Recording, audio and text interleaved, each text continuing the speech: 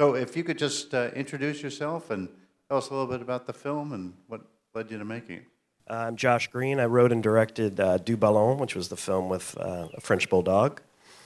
Thanks. And I worked on that as a part of a student project at the Berkeley City College Multimedia Arts Program. That's where most of the crew members came from. It was inspired by Le Ballon Rouge, which is one of my favorite short films, probably the best short film, in my opinion, of all time, Stephen Lamoury's from 1956. And for those of you who don't know it, it involves a red balloon and a little kid who runs around. It's kind of a friend of this little kid in Paris. And I just wanted to make something funny, work with my French bulldog, Pamplemousse, and make people laugh. So I hope it worked. Quite a star, this dog. Yeah, and in the house we have the Pamplemousse Wrangler, who Marin. Thank you. Oh, great. So shout out to Marin, who was with Pamplemousse all day and gave her acting tips. Did his contract list a certain kind of food that had to be provided on a daily basis? Oh, she was pampered for sure, for sure. Yeah. Well, obviously it was filmed right up the street, or at least a part of it. The first half of it was filmed on the steps there, right by the tunnel that leads down on Solano Avenue. Yep, all local locations there. So outside the Solano Tunnel, then up the steps, for those of you who know the area, up to the Marin Circle, and Indian Rock Park is where the final scenes are. Yeah. So. I'm curious, did you have to get permission from the city to take over the site? No.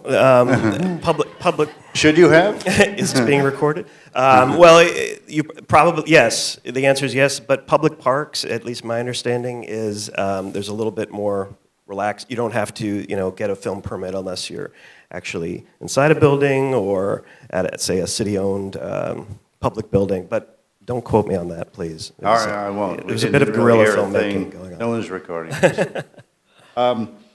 So what is it like actually to have a dog as like the star of the film? Is that as challenging as I imagine it is? Yes. Well, you saw a little at the end. She's running around. There was a lot of chaos, but you just have to shoot a lot. Oh, and I should give a shout out. They're probably not here, but Ivan Gomez is one of the photographers or the shooters who he lives locally here. Also, I think he's an Albany resident, and he was on the ground. After a rainstorm, as I recall, in the mud, getting the, from the ground angle, because Pamplemousse is about, this high. So it's a challenging shoot to get under her. How much of a challenge was it to get Pamplemousse to bite the balloons and break them? Did you go through a lot of balloons that way? Yes.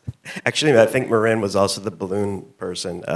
Multiple balloons, some of them flew away. So yeah, but we finally got something that we thought was usable, and there was a lot of editing. Great. Well, it was really a lot of fun to watch. Are there any folks with questions? Right up here. Just speak into the mic so everyone can hear, I think. Yeah, how did you get the dog to pop the balloons? She actually. And maybe this also was part of the reason I did the film, is because I knew that she would attack the balloons. She attacks basketballs, soccer balls, and anything that's fun to play with. So I knew she would get into it, and she did.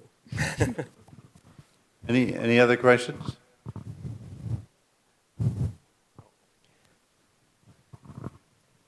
Had you seen the film Akita yet? No, but great. And I do want to say, it's great to be part of the local creative community, but I was just glad to be with, in the lineup, some of these awesome films from around the world. I mean, they were really well shot, including the Akita one. I thought was really, really great. That Akita was a great actor, I thought. A real appreciation for what they went through. And both films have the motif of saying, "Okay, this dog is mine." Yeah. Actually, there were a lot of similarities. That's true. I mean, if we really wanted to get deep into it, there was a reason she releases her harness. She's kind of released from this obsession she has with the balloon, and it's a red harness. So that's what I was going for anyway. But there's a bit of freedom at the end from being released from your object of obsession. Anything else? Over here. Okay. Hello. Hey, Marin. I just thought you should explain how we made the balloons move. Oh, yeah. It was such a challenge in the right, wind. I know. It's all Marin, basically. Besides being the dog wrangler, she was the balloon wrangler. And of course, part of Le Ballon Rouge, the original short, has the balloon has a mind of its own and moves with the child. So there was a lot of, invisible wire or trying to edit it out of a frame or make the balloon move on its own. So thank you, Marin, for pulling the wire from far corners of the frame. Yeah. Yeah, it was very effective. Any other questions? Well, I do have one. Why don't you tell us what you're doing in film now? Working on something? Yeah, well, I've done other shorts as part of the student program, which I recommend to anyone who wants to get into film, by the way. Berkeley City College has a great program. So I've done... For filmmaking, you mean? What, I'm sorry? What is the program at Berkeley City College? Multimedia Arts. You can Multimedia. get a 2-year degree, or it really, for continuing education, it's great too, just to pick up skills in filmmaking or editing or whatever you want. So as part of those production classes, you can make projects like this and, find good actors and crew members, and so it's a great local resource. But yes, I have done some other shorts, and I'm working with some people in that program to make larger projects. Very good. Well, thank you very much for coming by. Thanks for showing us your film. Thanks everyone for coming out.